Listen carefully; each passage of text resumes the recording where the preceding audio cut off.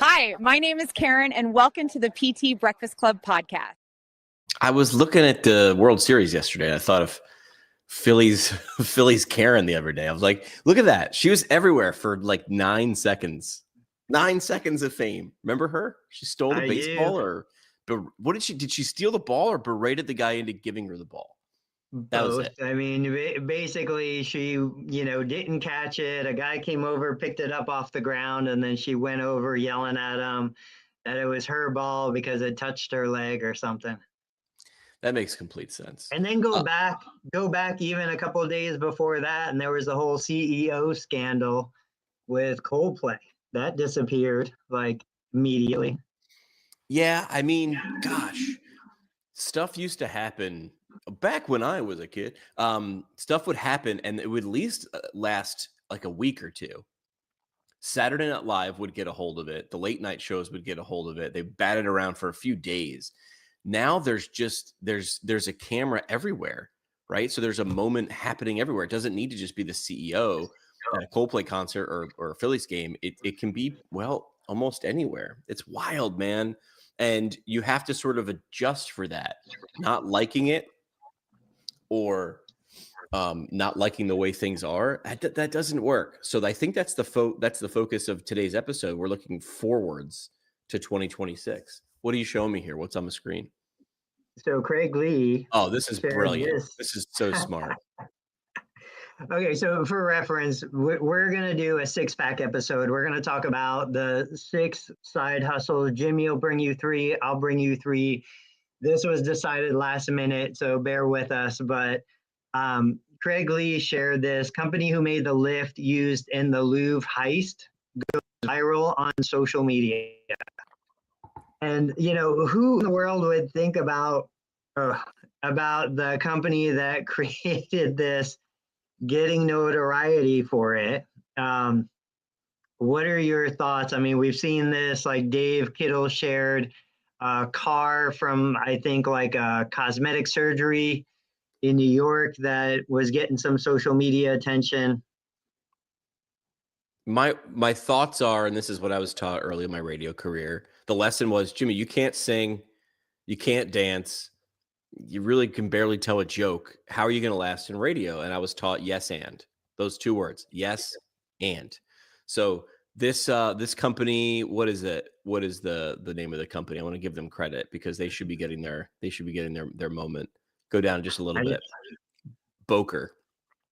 So they make those lifts. You got to paint a ceiling. You got to lift some stuff. You got to do some work on windows. You got to rob the Louvre. You get one of these guys lifts. And of course, every picture, you can't show the photo of the art that's stolen. I mean, you can, but then like empty walls. And then you have the exterior shot of the crime scene. And their lift is in every single photo. And then the wife, do you know who came up with the line? Did you read the article? No, I did not. The wife of the owner came up with a line. It's in there right there. Like scroll up again because I want to make sure I stop. When you need to move fast. When you need to move fast, right? I mean, it's a play on it. Did your company, like this company is obviously poised right in the media attention by accident. They're smart. It's a crime. Nobody was injured. Nobody was killed. This is art that was stolen. That's bad. Don't steal art, kids. But they played off of it because, I mean, you had to read the room and you had to be tight, bright, and informative, and they were. And that's really smart. You also suggested that physical therapists do something in the last 48 hours playing off of something in the media as well. Do you even remember what it was? It was the ankle, right? The sports injury? Yeah, Jimmy. The end of Jimmy's fantasy football season because I had Cam Scadaboo on my team. I picked him like in one of the last rounds. I was like, I don't know. I like this meathead, and he turned out to be great for me for the first 8 weeks until a horrible ankle dislocation. But it's a way to insert yourself in the conversation. Now, there's wrong ways to do this, in my opinion. So just talking about it is great, but like going complete science-y real quick, I think is the way you lose people. I think the Louvre thing or the Cam Scadaboo thing is a great way to open up a discussion. I think that's a way to start talking to people. Yeah, here's the screenshot that I saw. And there are some guys that are doing a great job with this kind of strategy. So let's jump into the topic. What are the side hustles for 2026? We're coming into Q4. I guess we're in Q4 for 2025. 2025 is done. What are we looking at moving forward? What's the low-hanging fruit? What's the easiest thing for us to really jump on? Injuries, popular in media, whether it be an athlete, which tend to be, I think, the most popular. We saw all the Achilles tendon ruptures going on in basketball. Now, NFL, we've got tons of injuries we can talk about. Like, this has media attention. The gambling scandal that's happening right now, with poker and other stuff. Yeah, like all of this, you can take it in multiple directions. Like Jimmy said, you can go super science-y, but you're not going to hit a huge audience. I think you make it kind of fun, lighthearted. You have a good time with it. And the whole idea here is, if you capture that attention, now you can monetize that attention. That's where side hustle number one comes into play. I think that you could do this for physical therapy clinics. You could do this for product companies. We saw the lift to the Louvre. What happened to the scooters? Like, my understanding was the guys who stole the jewelry took off on scooters. Why is the scooter company not coming in and, like, when you need to get somewhere fast or you need to get away from a problem, like, we're the solution. But in therapy, I mean, there's tons of stuff. David Roon's here. Like, he's got products, he's got supplies that get us out of a jam. Let's make some great content for that. I think that's the easiest, lowest hanging fruit. Yeah, if someone's going to put millions of dollars and billions of eyeballs on an idea or a concept, we know it's going to be for 5, maybe 10 minutes of social time, right? See how you could capitalize on that. This is water cooler talk. This is what people are already commenting on, talking about. Creating one of these things, creating a boulder and getting it rolling, really, really hard. Very difficult to do. Millions and millions of dollars, lots of effort. But redirecting one or keeping it going or shifting it to this and easier and scalable. You can actually do it. So your first suggestion is what? You want to do odds or evens? You want to go first or second for best side hustles for PTs to add revenue in 2026? I'll go odds. Okay. I think it's, a media influencer taking things that are popular in media right now, doubling, tripling down on them, bringing attention, and having a business, a company, pay you for that attention, whether it be another physical therapy provider, occupational therapy, speech, or a product company that's involved with the profession. We have a unique perspective and expertise that we could look at an injury like that. We can bring context to it. If you have the right personality, you can make it fun and lighthearted. And then that can be turned into new patients in the clinic, more product sales, and somebody somewhere will pay you for that effort.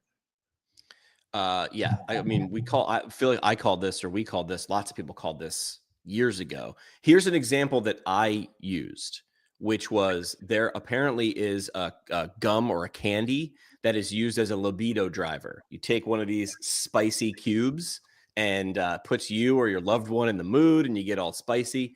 They have made a complete character out of this. This is Allstate and Mayhem. This is Flow and Progressive. What they've done is these videos are shot as if she's just a regular everyday girl. This came up in my feed somehow. I wasn't searching for spicy cubes, I promise. And you saw it, and I saw it a few times where I'm like, this woman really loves spicy cubes. And I went to her account. Of course, it's Crave Spicy Cubes. But this thing popped up about a month or two ago, and it's got 22,000 followers. Whatever they're paying for this, they're getting back to it. They're getting back for it in triplicate. Okay. So I need brands, though. Like, this might work on a local market, like, pretty well. We'll get to some of those ideas. But I'm surprised a large national footprinted brand isn't putting a 10th or a 100th of their marketing budget towards creating people to just do this. Now, I wouldn't just hire the person who has the most Instagram followers at your clinic. I would put strategy behind this. I would have that person be the star, and then there is a person who directs. That person's called a director. So I might launch 10 of these and see which ones go for 6 months and see which ones pop.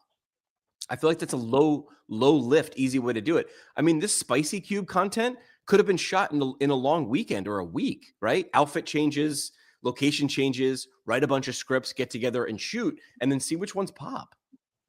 Yeah, I think that's what we're seeing coming into the new year is going to be, it's not about like, you've talked about this, we've all seen it.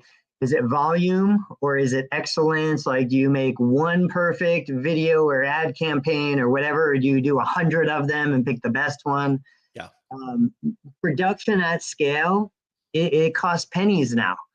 If I'm doing something between VO3, Sora, even if I don't use those tools, which I'm going to talk about that in my next one, even if I don't use those tools for the finished product, for idea generation, I could have 100 examples and iterations of something coming out in an hour and then see which one is best. The production is just off the charts on what it would have been 10 years ago. Scary. I mean, look at the spicy cubes example. I think the mistake myself and a lot of people would make is they'd say, I'm the physical therapist, I'm the star. Spicy cubes didn't put the scientist or the CEO in charge. They put a user in charge. What if your whole series was my physical therapist told me, my PT told me, oh, I can't get the kids out of the car. My PT showed me how to, right? Like, you redirect it where the PT is this ambiguous expert who's there. But the problem, I think, is a lot of owners will be like, I don't know how do I get ROI on that? How do I direct? How do I see that? That's where I'm dumbfounded that a large ATI or Athletico or IV hasn't jumped on that, because that's beyond regional. They have a national footprint. That would be your ad campaign, and you never need to touch a national CBS or NBC to get a footprint on that. I'm surprised. Yeah. All right. My number 2. Okay. Wait, I have to give my number 2. I thought you did. Your odds, I'm evens. All right. That's so right. I'm 3. I know that telehealth is right. What's the rule? Telehealth has been paused officially if you have insurance for Medicare paying for it. Correct. Well, Medicare coverage has been paused. Medicare is not paying for it. The extension expired September 30th. Right now it's in limbo and nobody knows what's going to happen. I still think telehealth, his head is probably exploding if he's watching. I still think there's something to that. I think Dave has elements of being right. I don't think it's all in or all out or this is the way. But I think what you're really selling, and I always go back to that Maslow's hierarchy of needs pyramid that you guys hate when I put on the screen, insert the pyramid. But what you're really selling is access and speed. And the fact that we don't on a regular basis just Zoom or see the doctorisoncall.com or I need an expert right now, just a quick, like using your Clarity FM. I'll pay you for 5 minutes of your time. I'd rather feel better. I want clarity. I want competence and confidence. So I really think that telehealth, and if you want to close the loop because you're like, I need an insurance company to pay for it, I still think is it bullish or bearish? I think I'm bullish if I think it's going to go well. Yeah, I'm bullish on RTM plus telehealth. I think that's taking your PT brain online and finally getting paid for it more consistently if you have the right way to route it, right? It's a virtual moment. It's take a look at this, or it hurts when I do that. Should I or shouldn't I? We like to say, didn't Utah get the right to call themselves primary care physical therapists in the last couple of weeks or months? Great. Act like it. The fact that there isn't just a clearinghouse, a way for someone to call or FaceTime 1-800 physical therapists, and they get routed to whatever PT is sitting there like an Uber driver who wants to answer that question, is confusing to me. Your startup costs for this, relatively low, right? A landing page, a little campaign that we just talked about to get people like understand your offer and then make sure it's seamless or easy for people to get to you to receive that offer. I'm still pretty bullish on, virtual and FaceTime being a great component in 2026 and beyond. Yeah. Look, here's a perfect example. I'm going to cover up. I got this text, right? It's 3 X-ray images that came into me this morning. Now, this is a friend I'm not charging, But the idea is people want access to information. This person can go to ChatGPT. This person has the surgeon who wants to do a bunionectomy and a couple other things to her. She just wants somebody she can trust, somebody she can bounce ideas around with. So the logistics, it doesn't have to be video. If you don't want to do video, you can literally do voice, just voice only. You can do synchronous or asynchronous, right? There's plenty of things that somebody could just send you a question and then you can reply when you have the time to answer that question. It's not immediate, like we need it right now. What were you going to say? And like people might say, well, here comes the Peace Corps gene. I feel bad charging people for this or whatever. Put it as an add-on for a monthly subscription. Like you shared a video of Peter Attia. Peter Attia has 70 patients. He sees 70 patients a year. But those patients are paying a lot of money because they have almost or virtually unlimited access to Peter Attia and his team and his knowledge. That's what you're selling. Understand that that's what you're selling. The how you can sell that is almost infinite. I almost jumped into your comment section the other day. I can't remember who it was because I recognized the person's name and I was like, I've had an interaction with this person. It doesn't go well because I lead in comments with questions. Someone will make a statement. Yours leaves room. You make 85% of a statement and end with a question. You're like, here's this thing. I think it could be used this way. What do you think? And someone comes in and they make a definitive close statement. I would never do that. I love, they call themselves, I have 30 years experience in outpatient or whatever they do. And they're so close-minded. I come in with questions and they take offense to that. So I don't do that anymore. I don't know, just goes in circles. But the idea there being is like, what are you selling? You could rage against the machine all day long. You could rage against AI, but understand that there's still a space for you. That space doesn't look like it did 5 years ago, 5 minutes ago, right? So understanding what it is you actually sell first, right? And understand that the way that was transmitted or shared, it shifted. It did. And if you don't embrace it, you will be left behind. And that's not me threatening you. That's not me wishing you ill. I'm trying to ring the bell. I feel like Cassandra, Greek mythology, she could see the future, but she was cursed that anybody she told what was going to happen in the future, they automatically wouldn't believe her. We feel like Cassandra sometimes. I don't know that story at all. I've never heard that story. In 5th grade, I definitely thought adulthood had more to do with Greek mythology because we studied it for about 11 years. And it has come up 3 times at trivia nights in the last 25 years. All right, so I want to double down on what you were just saying. That's such a great topic. I want to give a practical application to people watching right now. Like, okay, Jimmy, Tony, how do I roll this out tomorrow? We see posts in the Facebook groups. They're like, I'm desperate. I need money. Medicare hasn't paid me for a month. What do I do right now? So literally, you can go to clarity.fm, F as in Frank, M as in Mary. You can create a free account. You can set pricing at whatever rate you want to set pricing. It is a voice-only platform. They will give you the toll-free number. They will connect you in regards to like messaging service so that the candidate can message you and you can clarify things. They have a booking feature. They take 15% off the top, but they don't charge you until the call is complete. And the call is paid for by the minute. So even if a consumer says, I want 15 minutes with Jimmy, but you only go 8, they only pay for 8. But if you go 17, you get the extra 2. So it kind of helps on both sides. You could literally do that in 10 minutes, have an account set up, you could be ready to go. And then when somebody like the person here says, hey, I've got a quick question. I want to pick your brain. I want to bounce some ideas off you. I want to do whatever. You say, hey, absolutely no problem. The best way to get me is use this link and book a call. You don't even have to say it costs you money. You just say, hey, book a call. Then they can make the decision on whether they want to pay. Now, typically it's going to be anywhere from, minimum I've seen is like $1.50 a minute or something. Usually it goes like $5 a minute. I think that's $300 an hour. Totally reasonable. And now on your drive, you can answer the phone, you can put it on, hands-free, and you can help somebody anywhere in the world who has a question for you and wants to access your knowledge, your experience. You're not delivering physical therapy services. You are answering questions, informing people, you're educating. If you want to take it seriously, you can go down the route of the proper release forms and all the other stuff. But literally today, you can have a paid call set up where somebody will pay you for the experience that you have. I'm looking for a stick. Tony, can we have a quick conversation? Please. Do you think what you and the rest of our colleagues know in their brain about how to help people is valuable? Of course.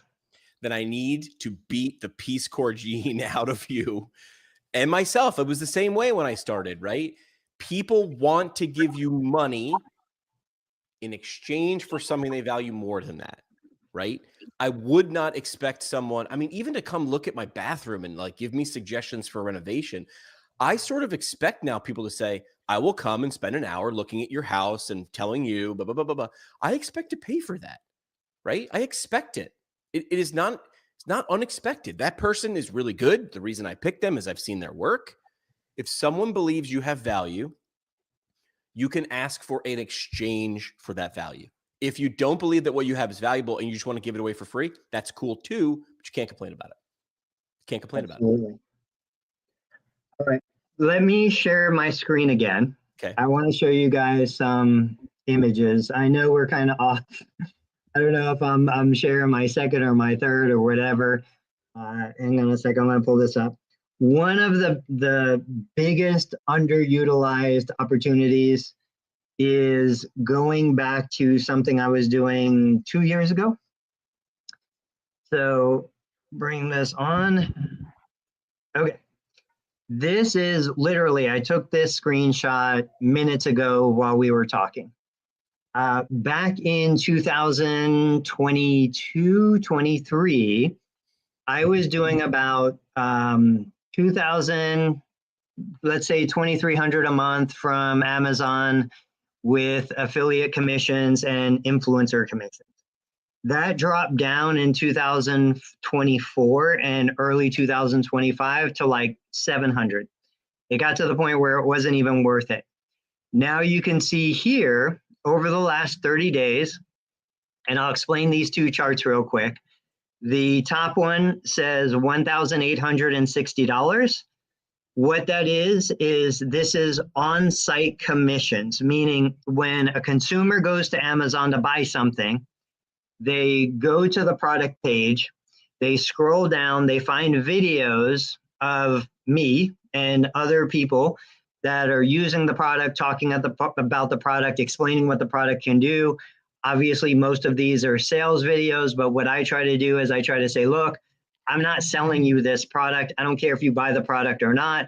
These are the features of the product, or this is how I use the product. Hey, my name's Tony Maritato. I'm a physical therapist. So in the last 30 days, I've generated $1,860 from commissions on Amazon and then off Amazon. So when I share an affiliate link on my Facebook page, I've generated $727. Combine those two, we're getting close to $2,500 for the month. And this is just going to continue to go up into November and December because obviously we're hitting the holiday season. This is stuff that we do every single day. Correct. Jimmy wants to find out what's the best rollator for his dad. Okay, here are a couple options. This is what I like about this one. This is what I like about that one.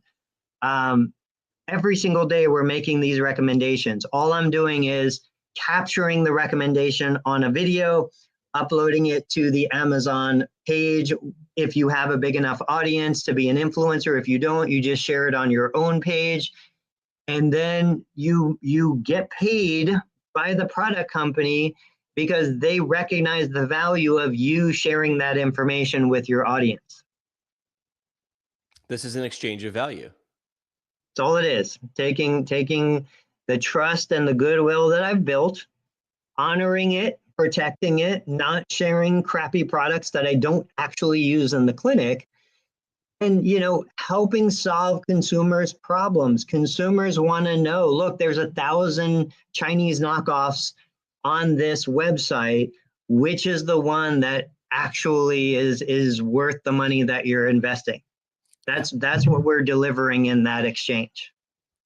All right. So you ready for my number 2, which would be number 3? No. Yes. I don't Four. know. 4. Oh, I'm evens. Yeah, I'm evens. All right. So my first idea, the first one I brought up was teleconsulting, right? Telehealth plus RTM is a way to do it, right? That's business to consumer. Now I want to switch to business. Jimmy's more of a business to business guy, ironically, right? Radio was business to consumer. But what I really did was I tried to get as many consumers as I can, as many listeners as I could, and then turn to a business and I'd say, hey, do you want access to this? I want to flip the script though. So I want physical therapists to think about corporate partnerships. What I want you thinking is, who has a problem times 1,000 people that I could come in and solve for at scale? We've had people who've done corporate wellness, corporate health, workforce health, whatever you want to call it. It is solving someone who has money's problem at scale. So I think Amazon warehouse, think an organization that has a large movement-based workforce. There are people out there doing that. Look for local to mid-sized companies, right? You breaking into FedEx might be really, really hard, but you breaking into a local chain, where I live in upstate New York, there's a large shipping company. A lot of people I went to high school with, their parents worked for this shipping company. They loaded stuff all day long. Could you be the on-call PT for that, right? Could you do prevention? Make sure you're talking to the right person. I'm speaking to this like I've done it. I haven't, but I've talked to people who did. Make sure you're speaking to the right person. They probably have different job titles. I'll get Chris McCallum on the show again to tell you what the name of the job titles are, because she quite literally wrote a book about this. But there are people whose job it is to crunch the numbers of how much does it cost when Tony pulls his back muscle and he's out, and now we got to pay workman's comp. Well, if we had brought Dave Kittle in from Concierge Pain Relief to do a workshop about these things, we might have lost 1 or 2 injuries, and that would cost us this per week, per day, per month. Also, a lot of times there's already a line item in a budget for this. This is not me making this up. This is smart people telling Jimmy stuff on a microphone. There are wellness budgets. You giving a better pitch for this than just giving everybody a gym membership, which is also a good use of a wellness budget if someone uses it. But now you're bringing the knowledge to them again. These people already have a budget. Give them an opportunity for you to actually use it. There are models out there that are doing this already. So this isn't us inventing something that out of nowhere. People are doing this. You're not. I think you should in 2026. Yeah. And what's nice about that is, like, I personally, as a therapist, I do not like, I would almost say I hate any kind of work site stuff. You and I have a great mutual contact, Rick Wickstrom. Mm-hmm. I learned how to do FCEs through Rick. I've done all sorts of stuff with Rick in the past. He's literally right down the road. He created a testing system for new hires, so that if a company is thinking about bringing somebody on, but they're a huge work related risk profile, you don't hire them. You hire me to make sure that you're not bringing on more cost and more problems in a potential new hire. I don't like work site stuff. We have GE, we have Cliffs Natural, we have a ton of opportunity like that in the area. But you can take that concept and you can bring it into so many different things. You could go into a school. So my kids go to a private school. The school is always looking for ways to differentiate themselves, to market themselves. There's lots of private schools in the community. They could easily hire a therapist to come in and redesign the classroom and make it more, accessible to different needs of different children. You could take this into sports. You can take this into hobbies. You can take it into so many different areas. I think you and I had talked a long time ago about gaming, about, the competition of gaming, esports. This was another huge opportunity where you could start to combine these ideas. You go on Amazon, you look at chairs, you look at monitors and screens and the setup for esports, And then you create an entire program so that esport athletes are minimizing their repetitive strain injuries and minimizing their other problems. Yep. People are doing this right now. Kate McGee, we talked in 2014 where she described to me how big esports was, and she used the word that started Back with then in billions, and I literally looked at her and I was like, are you serious? And now well surpassed that, and she jumped on this. Give credit to Kate McGee and the team there. She jumped on this when people were like, that's not a real job, that's not a real thing. She saw this coming from 10 miles away, and it's beyond here, guys. This isn't nice to have, this is need to have. So wait, are you pro this idea, or you just wouldn't do it personally because it's not your vibe? I wouldn't do it on a work site like a GE or Procter and Gamble or Cliffs Natural. I wouldn't go into industrial. I wouldn't go into those areas, me personally. If somebody has an interest, I think it's amazing. They absolutely should go take advantage of it. But if you're like me and you're like, I don't want to go into that world, then you say, well, how can I take this into other worlds? That's where you've got the esports and the other stuff that you can do. You're applying the same principles of basic ergonomics, body positions. You're talking about nutrition and sleep and recovery between sessions. I think it's a universal application. It doesn't just have to be work site. It can be taken anywhere. Oh, yeah. Agreed. Yeah. But find people who have a problem and solve them in novel ways. And again, esports was novel 10 years ago. I don't even know that solving that is novel anymore. I don't think that it is. This is a big problem that people have. Find people who have a problem and money to pay for the solution to that problem. So I think, not to make this a therapy session, right? We're doing 6 best PT side hustles for 2026. I think that was Jimmy's problem, or I think that is Jimmy's problem, is you have step one is asking, like, is this an actual big enough problem for people to want to solve it? And I usually come in with marketing and communications and different ideas for people. And I think a lot of times marketing isn't the problem.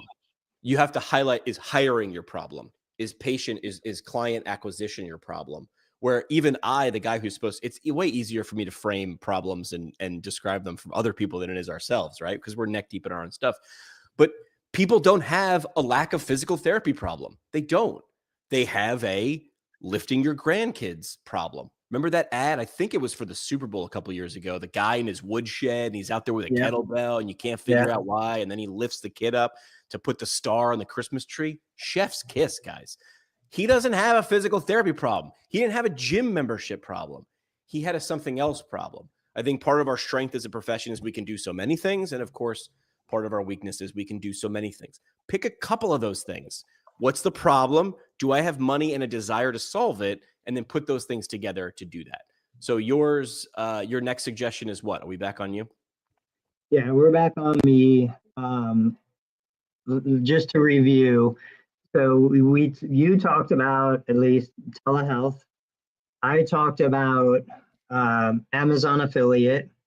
What was the first one I mentioned that I came out? Oh, we talked about social media. Let's go full. Say it again. Like an influencing platform, or how do you get in front of? Yeah, let's go full circle back to social media. I don't think it's any surprise that AI avatars are pretty much going to take over, social media. So the real life fleshy Tony Maritato is going to disappear, and the AI version of Tony Maritato is going to develop.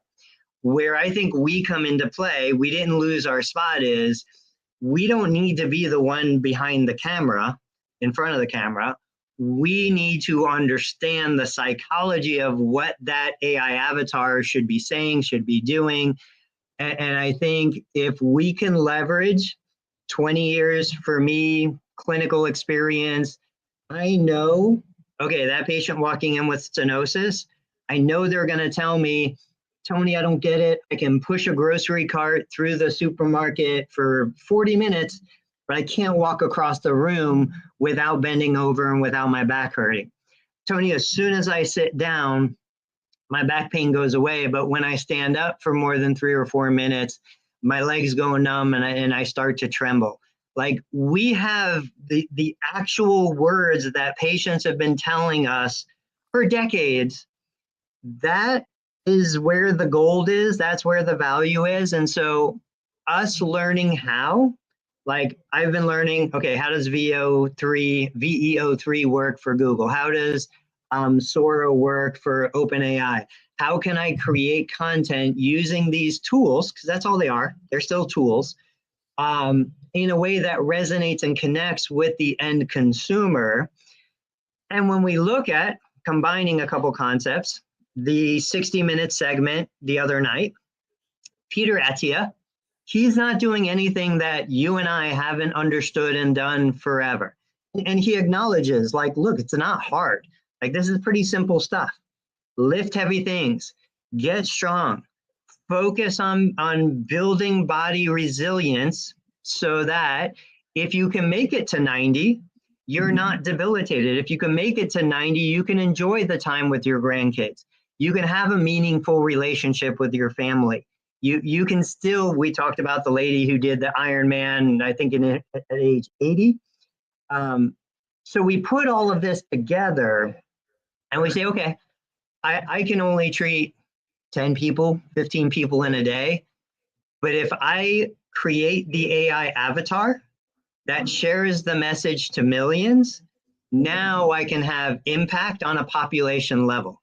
And not only that, like you look at the 60-minute segment, what caught people's attention was he said, look, I charge 6 figures. I only have 70 patients or 75 patients. People doing the math are like, man, $700,000 or $1 million or whatever. That's a drop in the bucket compared to what he's making on social media. And he's not even charging the consumer. He's putting out content every single day that's helping millions of people completely at zero cost to them because the media channels are paying him, and I'm happy to share it, but like I get $600 from Facebook, I get $500 from YouTube, I just got a check for $2,000 from ads running on one of my websites that I didn't even remember. I had forgotten about this until I went back and I realized there was a year of ad revenue that I hadn't accessed because it was just sitting there in the bank account. Mm-hmm. This is me on a minuscule level compared to somebody like Attia, who's at, 10 or 100 times what I'm doing. So we create and influence the AI avatar. We can't do that if we don't understand how it works. If we don't understand the technology, if we're not starting to move into that world today so that we're there when that world really has a solid basis in the next year or two. I told you before, I had somebody who of prominence in a large PT organization came and asked me a question in a DM. This is in November, a year ago, year plus, and said, how do we make sure that AI gives the answer, that physical therapy is the answer when people ask it a PT type question? And I looked right at him and I said, PT needs to be the answer. You can't just frame it as that, right? But you harnessing that tool and putting it in front of people, if people are too lazy or they don't know what question to ask, giving them the answer. Example, my brother wants to do more wedding and corporate DJ events, and he shares pictures. I'm not knocking him because I see other people doing this. He shares pictures of his gear setup, the lights, the booth, the speakers, the lasers, whatever, in empty rooms. People don't buy empty rooms. They buy experiences. But I don't understand why, especially DJs or most of them, share pictures of empty rooms. Would you want to keep showing pictures of injured people, or do you want pictures of people doing the things that they want to do? No problem with the before and after, but you've got to give me the after. I want a party. I don't care how big your speakers are. What I want to make sure is that grandma has a good time. Attia understands how to sell the after. That one clip that you shared with Nora O'Donnell interviewing Attia, he says, sometimes I break out a piece of paper and a pen and I draw out a timeline. I say, this is you at 40, 50, 60, 70, 80. You want to get here? Great. Now, where are your kids? You had your kid at 30, which means they become 30 when you're 60. Where's your first grandkid coming into play? What do you want that to be? Not one thing was brought up about a deadlift or a medication or a hyperbaric chamber or red light therapy. But now they're bought in and saying, you can get me there. Yes, if you can confidently say, I can help you get there in better shape to enjoy that, that is what you're actually selling. If you think you're going to sit still on a conveyor belt of patients and they're just going to come in and understand that without you giving effort and explaining that, you are wrong. I want you to be right, but I think you're wrong. Yeah, I think that's the hard thing is we still want the consumer to want us first, and without us doing anything, we're like, don't they understand? Well, No. you, me, we spent 6 figures learning what we know and 7 years in school. The average consumer doesn't have that much passion for physical therapy. We can't think like our way of thinking is what the consumer is thinking. And until we can get past that, now the ones who do get past that, man, they're massively successful. But it takes some work to get past that mindset. I wanted to show anybody who's watching, this is an incredible, this is where the technology is right now. So this is a post I shared in one of my Facebook groups. Basically what you've got, I'll take you through the timeline. This is a photo of a Renpho massage gun. This is a massage gun literally sitting on a plinth. I took out my phone and I took a picture. And then I started queuing AI. And so I went into, I think this was ChatGPT. I said, take the photo of this massage gun, make it futuristic, give it cool lighting and dramatic scenery. And it changed that photo into this photo. Yeah. And then from there, I took that photo and I said, now put 2 athletic individuals, a man and a woman, behind the massage gun so that I can start using this to create an ad to promote the massage gun. That's what it gave me. It gave me this imagery. I know if you're listening, you can't see it, but then I took this image and I went into VO3 on Google. Meet the Renpho Thermocool 2. In a world where recovery defines performance, power meets precision. And I said, turn this into a video, animate the 2 people in the background, make them do athletic movements, and give me a voiceover that promotes the Renpho massage gun. And this was what was created. Let's play it one more time. The Renpho Thermocool 2. In a world where recovery defines performance, power meets precision. Okay. So I'm not saying it's perfect, but it's pretty freaking good. You play, yeah. I mean, I would say do 10 of those, share 10 of them, figure out which 2 or 3 work best, triple down on those, try to figure that out, and do 10 more just like those 2 or 3. Lather, rinse, repeat. If that's your goal. Now, I think what we hear from a lot of people, what I hear from a lot of people is like, you guys do like 100 different things. We're not advocating for you to do 100 different things. We're sort of like, I don't know, Bill Nye the Science Guy. We're just like testing stuff and figuring it out, right? Take the ones that you're aligned with, or you're like, yes, I would like to do this, or I could easily see, well, I don't want to say easily see. I could see how this might fit in my flow now, or with the audiences and people I already have a relationship with, and then double down on that. I think that's the easier way to go. Yeah, we just finished my 3. You have 1 more to deliver.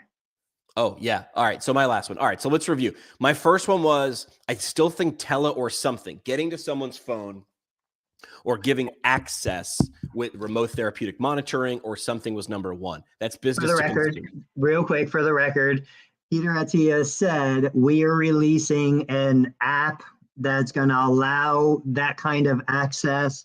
Like, this is the natural continuity of where this stuff goes. Okay, go ahead. If he's selling it for 80 grand a year, you should be selling it for 8 grand a year, because you're not Peter Attia, but you're not nothing. That's what I want people to understand. All right. So that was business to consumer. Attia is going business to consumer. My second idea was business to business. Corporate partnerships. How can you do something monthly, quarterly, something? My third is a little bit different. This is direct business to consumer, but in a group. So, right. So one was, what was you to one? The second was one to many. This is one to many, but consumers. I still think local performance pop-ups is something that's fast, fun, and gives you instant credibility. This can be as simple. Don't let the fancy words confuse you. This can be a run club This can be a lifting group. This could be the 5:30 a.m. club at your clinic when it's not typically open. Making sure you're using your knowledge and the problem that people honestly have, and host themed community mobility or performance events. Golf swing screen day. Do that the minute, make a campaign out of it. As soon as it breaks, I mean, I'm a little bit of a golfer, but I mean, I guess 60 degrees, right? Would be like warm enough when golf starts. Hey guys, it's about to break 60. The day it breaks 60, we're going to do our golf screen, right? Pickleball prep, run season tune-up, ski season tune-up, half-day experiences, right? Figure out five or 10 different exercises that you can do and measure results of someone. Make it like an obstacle course. I was a pediatric PT for a little while. Make everything an obstacle course was the advice.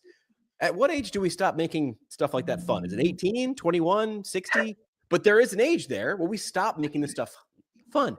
Could you set up something that you could measure and capture baseline? Now I'm talking to PT and PT terms, and then entice people to go through a program and then do the same obstacle course at the end and see the difference. Wow.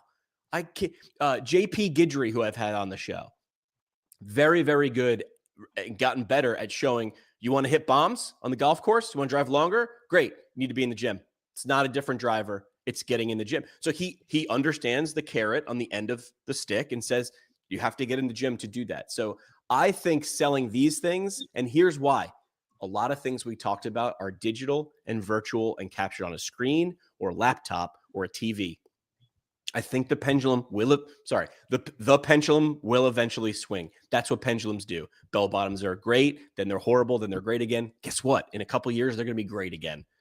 I think in-person events will come back. And I think if you understand how to create one, promote one, and deliver on one, you can lather, rinse, repeat, take out pickleball, insert ski, take out ski, insert run. I think this is high touch, low lift for people in 2026. Yeah, I love it. And again, I'm going to yes and you. I think you can take this in directions where, like we have a couple big time readers in the family. They love reading. They consume a book a day. Like I don't know that I've ever read a book cover to cover. These family members of mine are reading entire novels. Like they're just voracious readers. But I think they also understand, hey, reading tends to be a very sedentary experience. It tends to be very, secluded, like it's just you. We see book clubs. I think you've done stuff with like research and why are we not including fitness in something like this? You bring an element of from as low level to, okay, I'm going to buy 10 cubies. We're going to set them down in front of the chairs and we're going to do book club. We'll spend some time reading. We'll spend some time discussing, but we're going to spend the entire time moving. To you bring fitness to things that are typically sedentary activities. Chess. People, I've got big time chess players in the family. They go to chess competitions. They're chess coaches. Why are we not bringing an element of fitness to chess? We have speed chess. Why not lifting chess? Like, why not bring these other things? The key here is it has to be something you personally are passionate about. I don't care. I'm not passionate about chess. I don't want to play chess. I'm not crazy about chess. So for me to force myself into that world, it's not going to be very successful. Right. But if somebody who's already doing it wants to add that on. Now, you and I believe, talked about the book creation of like, hey, grandma's going to come in. We're going to do a 12-visit session. Maybe I was talking to Dave. There are services out there that use AI to record the audio of grandma or grandpa answering questions. Then they put that into a book, a printed book that's like a chronicle of grandma's life growing up. Then there's also video component, and you get to the weird stuff where AI now recreates grandma. So a decade after grandma has passed away, the grandkids, great grandkids, could literally talk to grandma in real time, an AI version, and ask questions and hear stories. And like, it's really cool. Why do we not have that in the physical therapy clinic as a cash-based add-on so that okay, grandma doesn't want to come in and lift the weights. We know she needs to, but she will come in and share stories of her childhood. So she's coming for that and getting the other stuff. I don't know, Tony. I think we probably could do something with chess and physical therapy. Did you see these guys? They're like doing Nordic hamstring curls, but the chessboard is in between them. So they've got to do a Nordic curl to come all the way down and make the move. I love it. Carrot on the stick, right? I remember seeing this video and going, yeah, gamification. I think gamification can be my bonus suggestion, which is how do you take whatever you want them to do? I don't know. Maybe maybe pediatric PTs need to teach ortho PTs, like good ortho and sports PTs. They know how to do this. I think we're talking to the middle of the bell curve, the ones that might be a little afraid or their boss is like taking that stick I was looking for a minute ago and beating the fun out of some of those things. But you don't need a giant facility or lots of expensive tools to make things fun. I mean, a set of blaze pods is what? Like that to me is like the coins in Super Mario Brother brought to life, and like light, sound, and you can make a billion games out of that. I don't think you need to reinvent the wheel for this. I don't think you need to add a $10,000 piece of equipment or a red light sauna. I'm not knocking those things, but I think there's some other things that you can do in 2026 to bring value that could maybe have you afford some of these larger things or a place that's on Main Street and not off the beaten path. I think that's the way to go. You gave me a visualization. I need to get ChatGPT to make the image. I just imagine like the typical corporate PT hanging from a rope like a piñata, getting hit with a stick and CPT codes falling out. That's where we are. All right, I think we're good. That was awesome. It was at least 6 best side hustles for 2026. We are looking into the next year. I think any clinician can find something of value in today's episode that they can use to, if not even make more money, just keep the profession exciting, keep the profession moving forward, keep it interesting.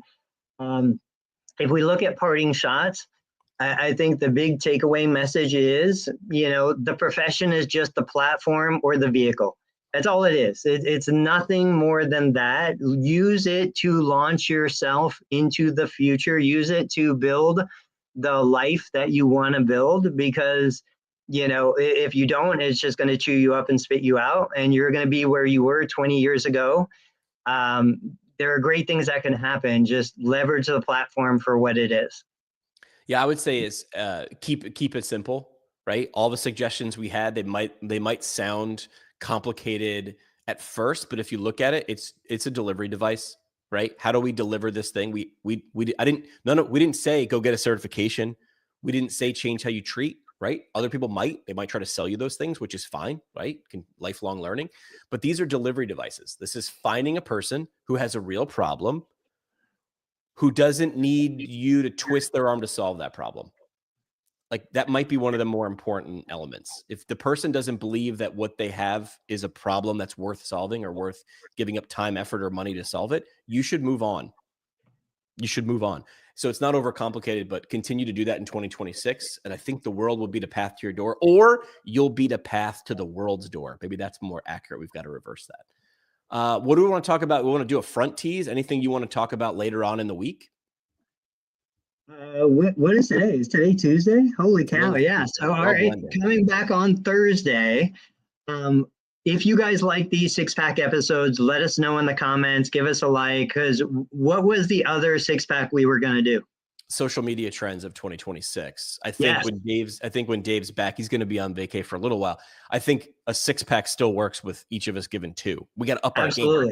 We can't have guys. My Facebook business page has been averaging 3 million views a month. 3 million views a month.